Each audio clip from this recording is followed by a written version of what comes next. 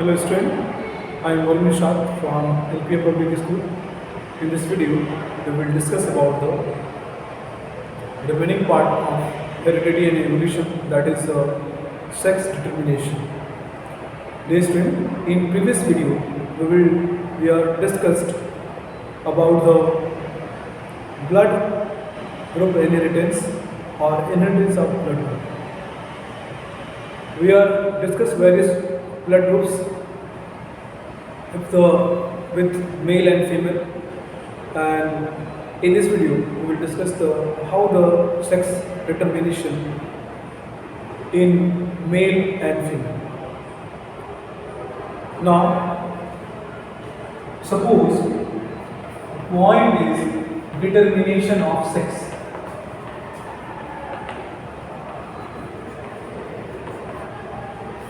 Determination of sex. The process of sex determine the process of sex determine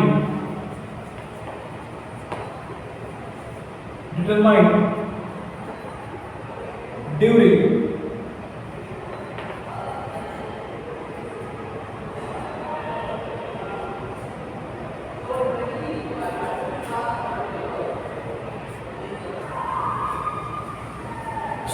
the process by which the sex of person, एक person है, ये person mail भी हो सकता है, female भी हो सकता है, determined is called sex determination. एक प्रोसेस होता है जिसमें किसी पर्सन का सेक्स डिटरमाइन किया जाता है, इस प्रोसेस को बोलते हैं डिटरमिनेशन या सेक्स डिटरमिनेशन। और ये सेक्स डिटरमिनेशन क्या वेरिएशंस लाता है? देखिए, वेरिएशंस पिछले चैप्टर में हम लोग बात किए हैं in the how the organism reproduce. We will discuss the importance of sexual reproduction when in the sexual reproduction the chromosome is coming from male and chromosome is coming from female, and they get overlap to each other. Suppose ये chromosome यहाँ से overlap किया, ये chromosome यहाँ से overlap किया, तो कैसे कैरेक्टर जाएगा कि नहीं जाएगा? बिल्कुल कैरेक्टर जाएगा। जैसे यहाँ पे ये क्रोमोसोम यहाँ पे मीट किया और यहाँ पे ये क्रोमोसोम मीट किया, ये कैरेक्टर थोड़ा सा ट्रांसफर होगा, और ये ट्रांसफर होगा तो जैसे जैसे इन्वायरमेंट चेंज होगा, ये जो प्रोजेनी होगा, इन पेरेंट्स का जो प्रोजेनी होगा वो चेंजेबल इन्वायरमेंट के अकॉर्डिंग अपने आप को एडजस्ट करेगा, और उसका जो स्पीसीज का जो सर्वाइवल शिप है, जो सस्टेनेबल शिप है, वो उस इन्वायरमेंट के अकॉर्डिंग अपने आप को एडजस्ट कर पाएगा। ये पॉसिबल होता है due to the process of sexual reproduction, and in the sexual reproduction during the fertilization of male and female gamete the sex get determined. If we talking about the, इस section में हम 2-3 चीजें बात करेंगे। सबसे पहले बात करेंगे मोनोसियस एंड डायसियस। तो मोनोसियस एंड डायसियस क्या होते हैं? मोनोसियस एंड डायसियस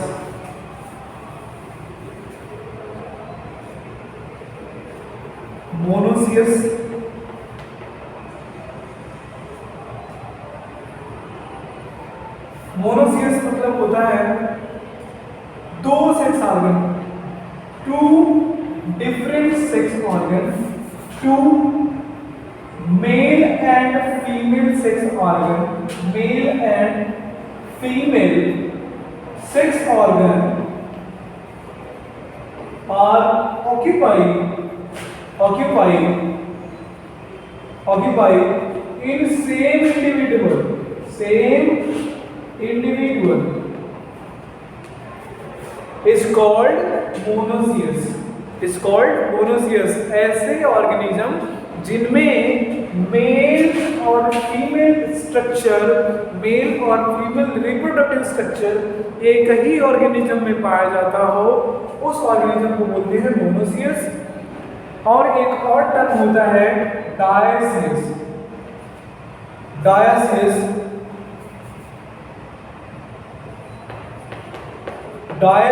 तो डायसियस क्या होता है? तो डायसियस मतलब होता है मेल अलग हो, male and female reproductive organs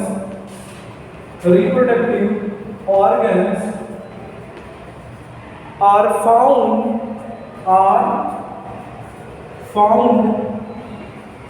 in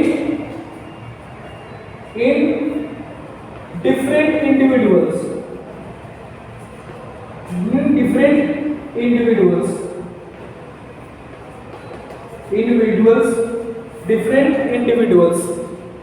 dioecious वो ऑर्गेनिज्म होते हैं जिसमें male and female reproductive organs are found in different individuals. जो भी इनके फीमेल और मेल रिप्रोडक्टिव स्ट्रक्चर्स होंगे वो मेल और फीमेल में अलग अलग होंगे। अगर वो फीमेल है तो उसमें फीमेल रिप्रोडक्टिव सिस्टम होंगे, अगर वो मेल है तो उसमें मेल रिप्रोडक्टिव सिस्टम होंगे। तो ऐसे को बोलते हैं हम लोग डायसियस। डायसियस में सबसे पहला मतलब एग्जाम्पल, जो कॉमन एग्जाम्पल है वो ह्यूमन बीइंग है। जो ह्यूमन बीइंग जो होते हैं वो अलग अलग होते हैं। मेल का बॉडी, मेल का रिप्रोडक्टिव स्ट्रक्चर, उसकी बॉडी अलग होती है, और फीमेल की बॉडी, उसका रिप्रोडक्टिव स्ट्रक्चर अलग होता है। तो ह्यूमन बीइंग क्या है? डायसियस है। और मोनोसियस क्या होते हैं? ऐसे ऑर्गेनिज्म जिनमें male structure, male reproductive structure और फीमेल रिप्रोडक्टिव स्ट्रक्चर दोनों साथ में पाए जाते हैं। जैसे मान लीजिए अगर बात करें प्लांट्स की, तो प्लांट्स में क्या होता है? सिंपल सा स्ट्रक्चर अगर बनाते हैं तो यहाँ से स्ट्रक्चर ये हो जाएगा, यहाँ से स्ट्रक्चर ये हो जाएगा, यहाँ से स्ट्रक्चर ये हो जाएगा, और यहाँ से स्ट्रक्चर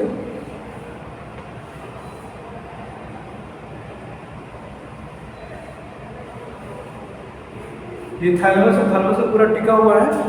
तो यहाँ पे क्या हो जाएगा? यहाँ पे आपका हो जाएगा, ये क्या है? Male organ. ये क्या है?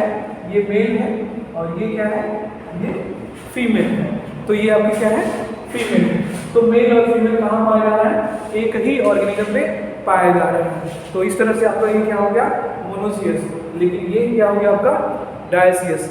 आगे बात करते हैं हम लोग, एक और टर्म है, दो टर्म के बारे में बात करेंगे। दो टर्म क्या है?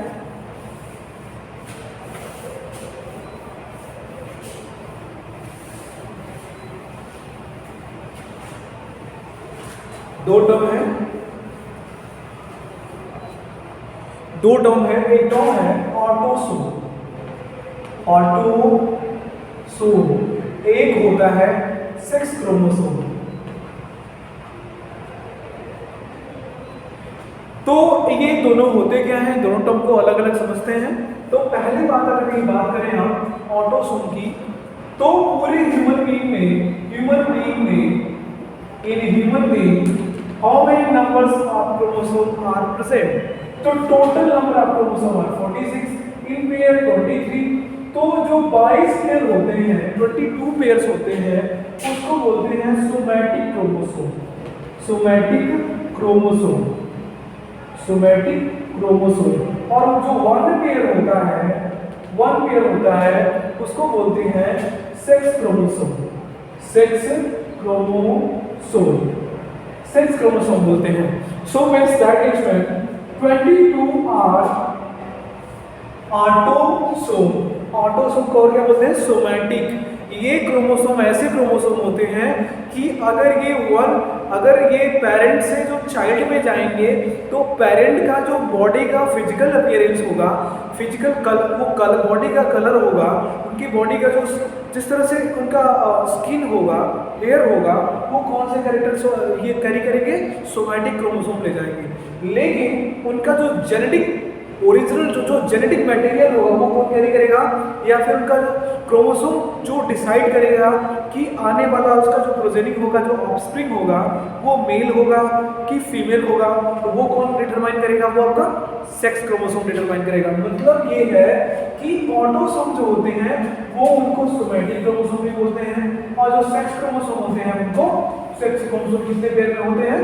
तो पूरे 23 पेयर में 1 पेयर किसके होते हैं? क्रोमोसोम, सेक्स क्रोमोसोम होते हैं। और these sex chromosome are responsible for the determination of sex, determination of sex। और sex एक लैटिन वर्ड है which means the sex word is made up from Latin word which means in English that is separation, अलग करना, कि ये कौन सा sex है, ये मेल सेक्स है और ये फीमेल सेक्स है। तो ये दोनों अलग अलग हैं, ये एक मेल है और एक फीमेल है, तो ये दोनों अलग अलग हैं। तो ये वर्ड जो है वो सेपरेशन, इससे इसका जो मतलब होता है वो सेपरेशन होता है। चलिए देखते हैं, आगे बात करते हैं डिटरमिनेशन ऑफ सेक्स में। तो कौन से डिटरमिनेशन ऑफ सेक्स में क्रोमोसोम रिस्पॉन्सिबल होते हैं? तो आपका आंसर क्या होगा? Sex chromosome. कितने पेयर में होते हैं? तो 1 पेयर में। मान लीजिए यहाँ में अगर आप एक मेल है, मेल जिसका क्रोमोसोम XY है, और एक फीमेल है जिसका क्रोमोसोम दोनों क्या X क्रोमोसोम 1 पेयर है, 1 पेयर मैंने यहाँ पे शो कर दिया है, और यहाँ पे क्या है? फीमेल। तो दोनों में अगर ये अपना क्रोमोसोम वो करते हैं, क्रॉस करते हैं, तो क्या होगा? यहाँ पे होगा X और यहाँ पे क्या होगा? X और यहाँ पे क्या होगा? XY। ये क्या होगा? XY। आप यहाँ पे देख सकते हो, ये जो है ये मेल का क्रोमोसोम है। ये जो मेल का क्रोमोसोम है यानी कि ये मेल है, ये जो है पर्सन ये मेल है और ये पर्सन फीमेल है। ठीक है, अब फीमेल से क्या मैच कर रहा है? ये भी मैच कर रहा है, ये भी मैच कर रहा है। तो कितना परसेंट हुआ टोटल? 50% फीमेल चाइल्ड बनेगा नहीं, मतलब जो प्रोजेनी होगा उस तरह से आएगा, और 50% चांस आएगा मेल चाइल्ड, जैसे XY। तो आप देख सकते हो इसमें भी X कॉमन है और इसमें तो कॉमन नहीं है। तो basically which chromosome of both of them, female and male, which is responsible for the determination of sex? तो जो आपका जो X जो Y क्रोमोसोम है is responsible for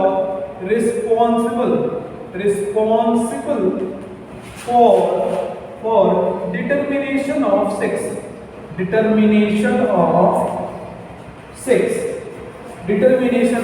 individual of sex, कि वो जो इंडिविजुअल होगा, जो प्रोजेनी होगा, जो ऑफस्प्रिंग होगा, वो मेल चाइल्ड होगा या फीमेल चाइल्ड होगा, तो कौन डिसाइड करेगा? आपका जो डिसाइड करेगा Y क्रोमोसोम डिसाइड करेगा। कौन डिसाइड करेगा? Y क्रोमोसोम डिसाइड करेगा आपका कि आपका मेल चाइल्ड होगा या फीमेल चाइल्ड होगा। तो दो मेल और फीमेल हैं और दोनों जो है आपस में क्रॉस जो करते हैं, तो जब में फर्टिलाइजेशन होता है, इसका स्पर्म इसका एग दोनों का फ्यूज होगा, तो क्या पॉसिबिलिटी होगी? कैसे क्रोमोसोम करेंगे, मैच फॉर्म करेंगे? तो यहाँ पे XX, तो जो XX होंगे वो फीमेल से मिल रहा है, तो ये फीमेल चाइल्ड होगा, और XY क्या होगा? मेल चाइल्ड होगा। तो बेसिकली रिस्पॉन्सिबिलिटी किसकी मैक्सिमम है क्रोमोसोम की सेपरेशन में? तो वो इसकी है, जो कि Y क्रोमोसोम किसमें होता है? तो मेल में होता है, मेल क्रोमोसोम में होता है। तो ये पॉइंट है डियर स्टूडेंट। इसके बाद एक और पॉइंट डिस्कस कर लेते हैं कि इसमें इनका फिजिकल स्ट्रक्चर कैसा होता है, इनके क्रोमोसोम का स्ट्रक्चर कैसे होता है, देखते हैं। ये पूरा क्लियर है सिंपल मेंडल वाले क्रॉस से, ये जो क्रॉस मेथड है, इसी मेथड से हम लोग पॉसिबिलिटी देख रहे हैं कि किसकी कितनी पॉसिबिलिटी बन रही है। इसके बाद आगे देखेंगे हम लोग।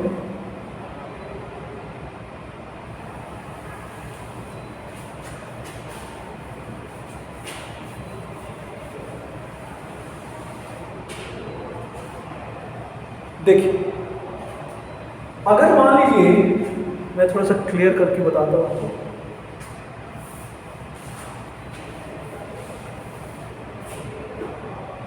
देखिए यहाँ पे एक्स वाई है और यहाँ पे एक्स एक्स है, तो क्लियर है आपको कि ये मेल है और ये फीमेल है। उसके बाद यहाँ पे जो क्रोमोसोम होते हैं, क्या उनमें डिफरेंस होता है? बिल्कुल डिफरेंस होता है। यहाँ पे मान लीजिए मैं एक सिंगल लूप बना रहा हूँ क्रोमोसोम का, ये इस तरह से मान लीजिए इस तरह से है, और जो वाई का क्रोमोसोम होता है वो कुछ इस तरह से होता है।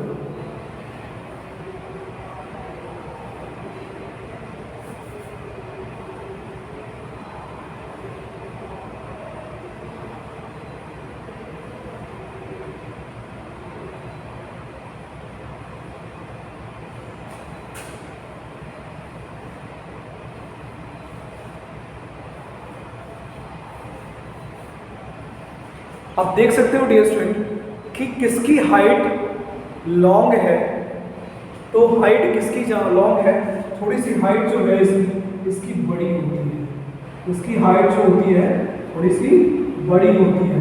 तो बड़ी होती है हाइट, कैसे बड़ी होगी? इस तरह से हाइट इसकी लॉन्ग होती है और इसकी भी थोड़ी सी लॉन्ग होती है।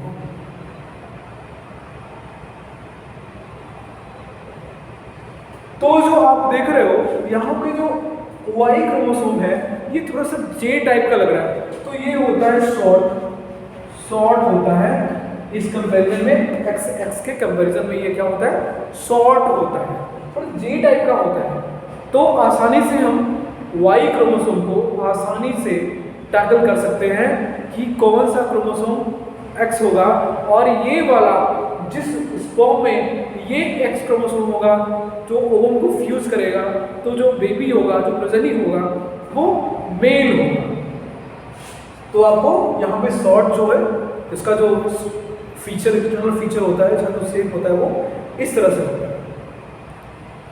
So this is a point student, determination of sex and various things has been discussed, and in the next day we will discuss the question related to the determination of sex and blood group inheritance.